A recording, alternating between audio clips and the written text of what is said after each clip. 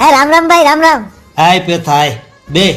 અરે હા 31 ડિસેમ્બર છે તે આજ બધા ધોળી ધોળીને દીવ ગુડાય. કોણ જાણે હું દીવ કરવા જાય ખબર નથી પડતી.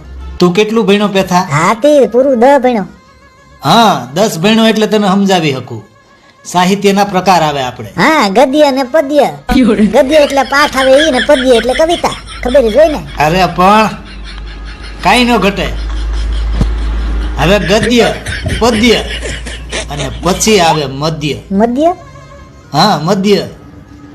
જેને ગદ્ય પદ્ય ન સમજાય ને ઈ 31 ડિસેમ્બરે દીવ જાય, પછી મદ્ય કરે એટલે ગદ્ય પદ્ય બે નીકળવા માંડે આપોઆપ. એટલે સાહિત્યનો ત્રીજો પ્રકાર છે મદ્ય. ગદ્ય, પદ્ય, મદ્ય.